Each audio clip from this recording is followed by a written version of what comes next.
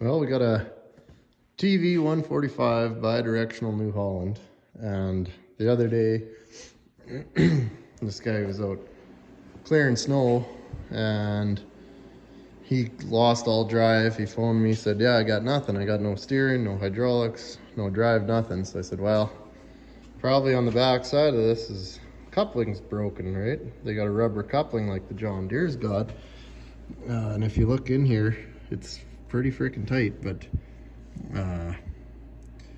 yeah, there's a rubber coupling, but it's got a set of splines on it, and yeah, the splines are what's failed on it. They just completely stripped out. So in the truck here, I got a new coupler, a new shaft, and a new steady bearing.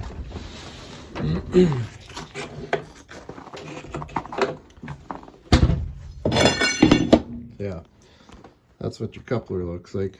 It's a lot like a John Deere, other than John Deere would have a bolted flange here that the thing hook up to, and there's a shaft.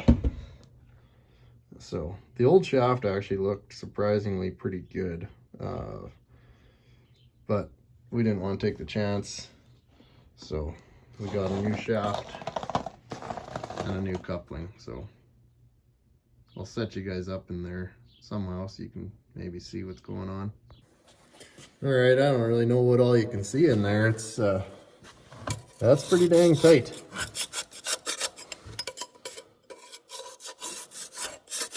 I didn't think it'd be possible to do it in frame. I was like, I don't know. Almost looks like you gotta split it at the pivot point and take this this frame piece off. And so I called up a buddy. He works on lots. Well, that's all he does is New Holland tractors. And yeah, I asked him. I said, "You gotta split those things to change this out?" Oh, and he said, "Well, no." He goes, "You can do it, but it's tight." So, and I mean, it's actually not too bad. It looks worse than it is.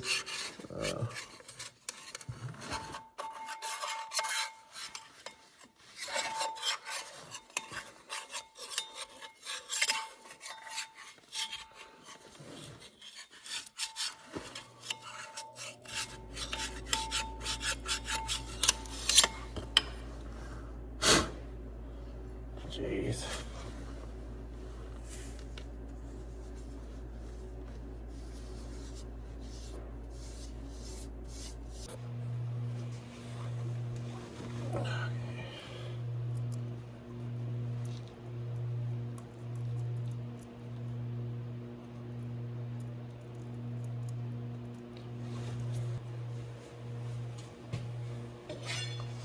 Okay.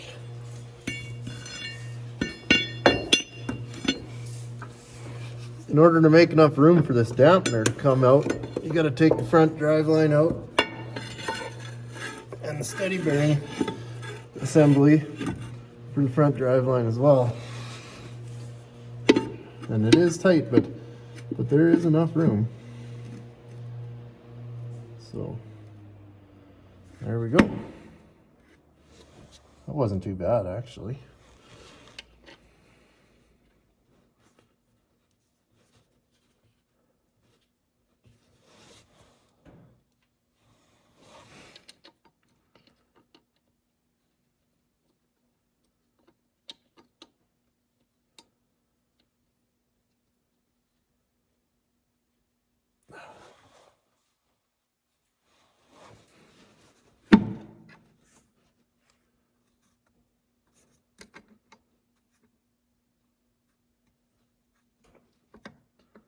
This rubber coupling was like $1,600. 1,600 and something.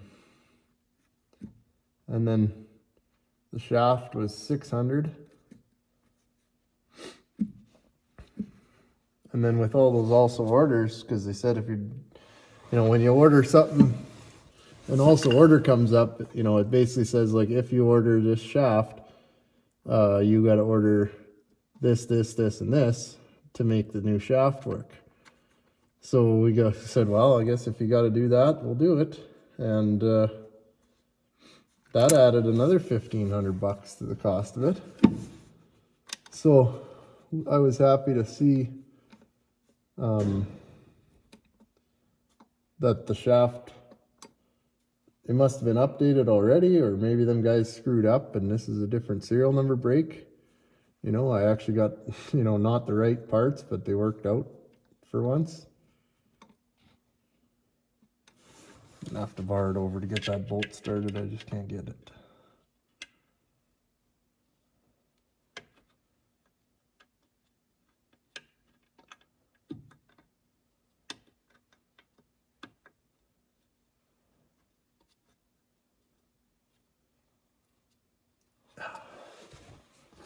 Okay, I'm gonna bar this thing over to get the rest of the bolts.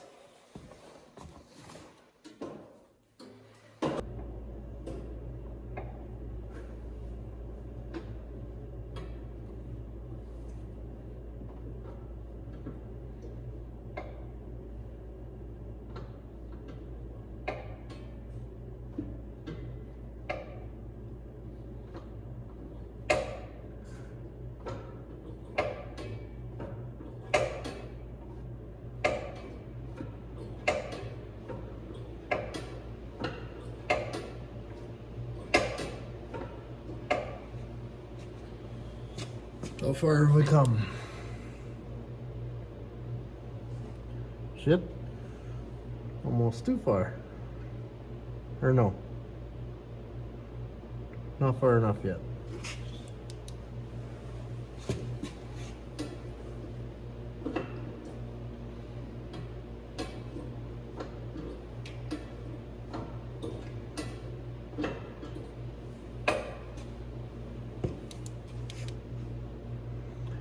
Go just a little bit more.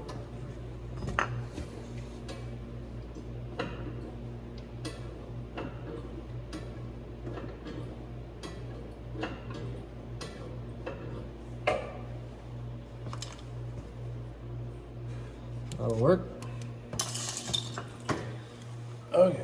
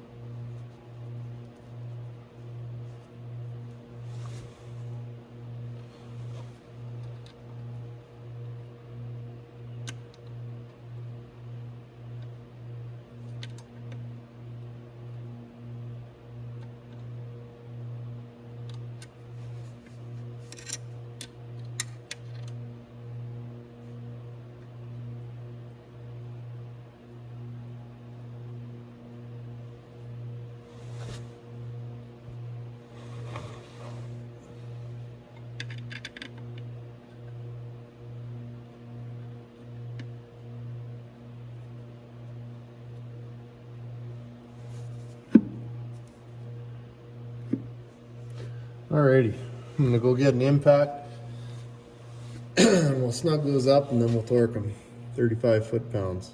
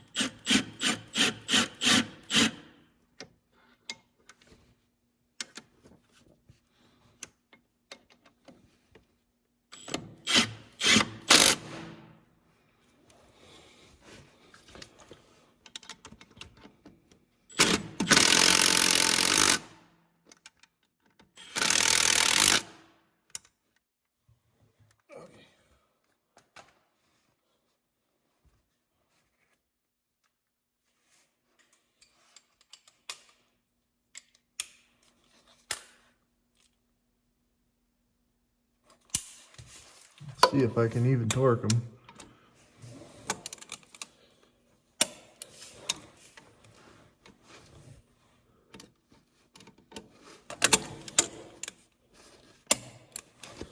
Probably not necessary to do this.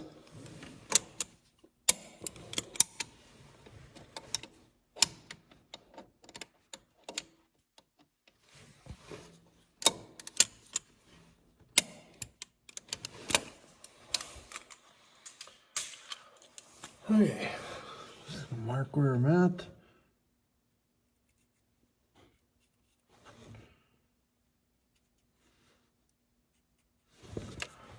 And we'll bar it over some more.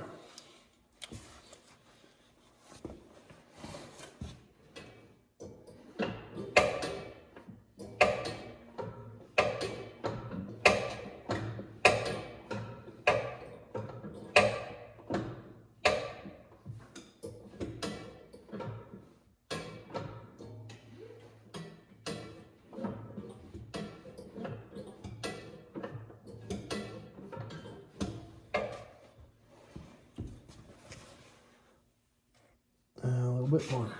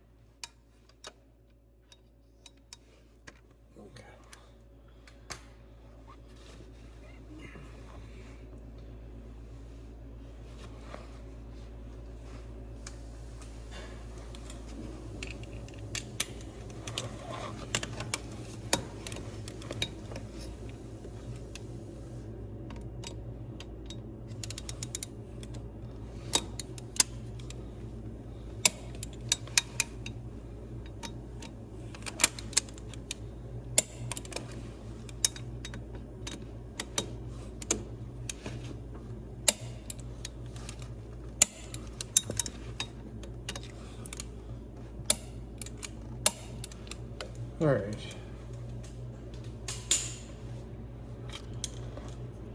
Okay, so we got our dampener in.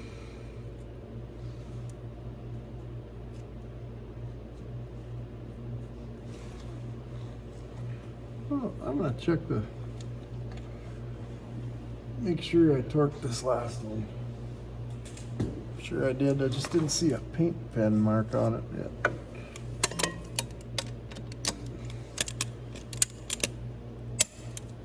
Okay. Good. Now, I put this guy in there.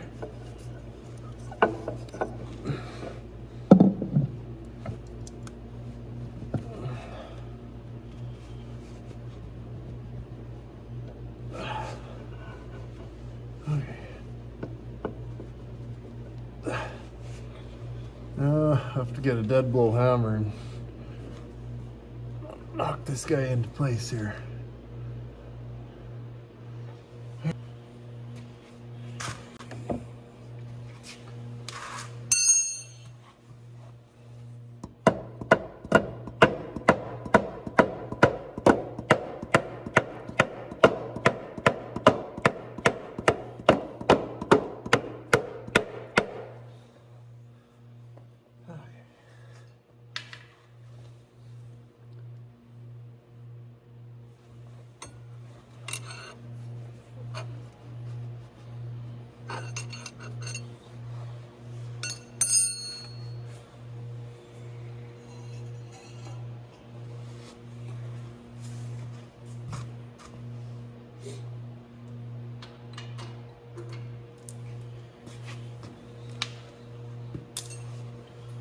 one thing I like about John Deere compared to other brands is like for bolts like this, I mean, it's pretty rare that John Deere has like a nut and a bolt, you know?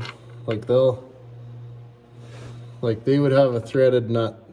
Like this would be threaded, or they'd have a nut kind of welded to the back there. And I mean, there's pros and cons to that, but for something like as tight as this, it's no fun having a nut and a bolt. Like it's a real frickin', it's quite a bear, you know, trying to get this finger up here to start a nut.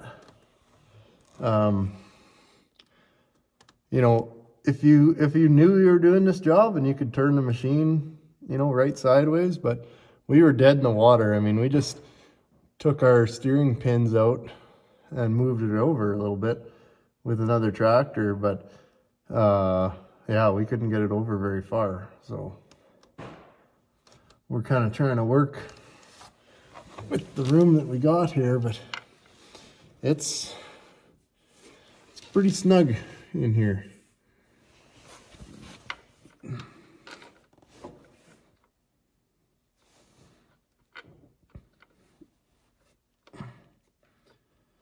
Yeah, this should be a threaded hole here. I mean, this is ridiculous.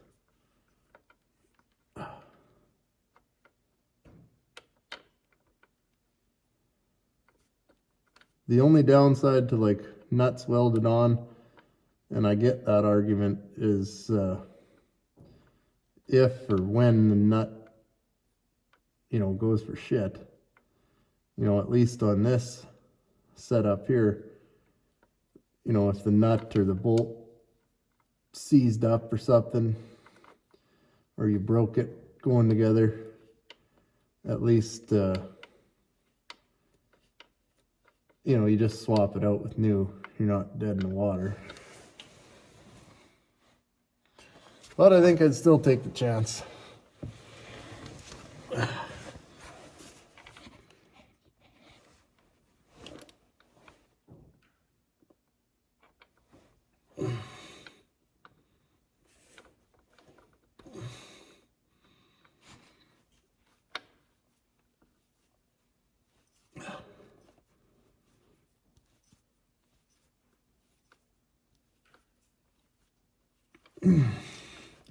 Good. Got her. Okay. I think I'll tighten that one up and then do the bottom ones, because there's a little shield that has to go on in the bottom ones that these two bolts catch.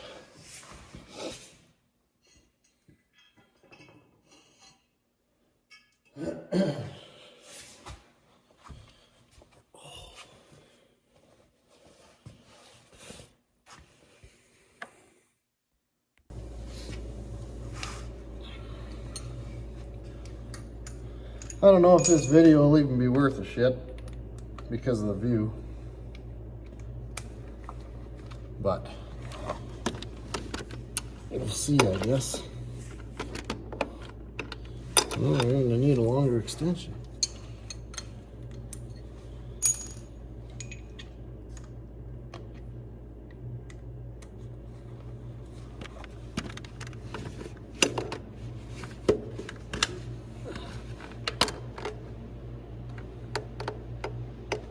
Fuck's sake. Fucking awkward shit.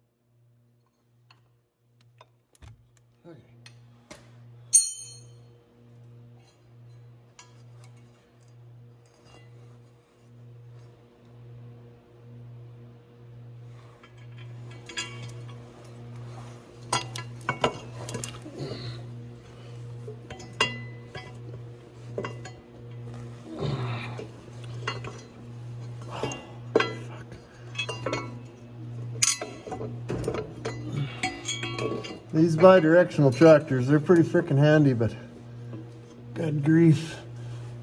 They're the shits to work on. There's not a nice fucking job you can do on one of these.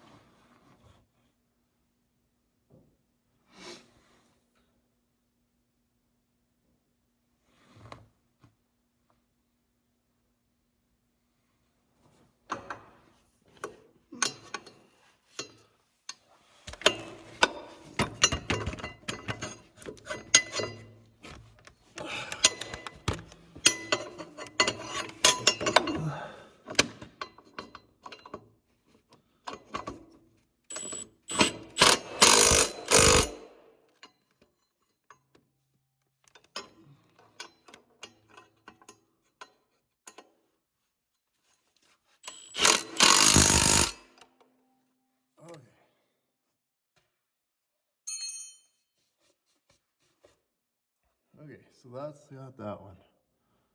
Okay. Gee, that's better. Before, you could just spin that right around. Okay guys, so we're running now. We got steer and everything back. And our loader functions. So that's a whole hell of a lot better. Well, that'll about do it for this one. Kind of function checked it here. That was all good. You know, I got all my hydraulic functions back, steering, all that stuff. So because these are hydrostatic, they're 100% hydrostatic drive and everything. So when that coupling off the flywheel goes, like, you got no brakes, no power steering, no drive, no PTO, like, you just got nothing. You got nothing at all. Once that coupling's gone, you got a 100% dead tractor. Here's the old assembly, and the splines are not bad, but they are a little loose. But these are the ones in the drive coupler. They're just completely gone. Totally gone.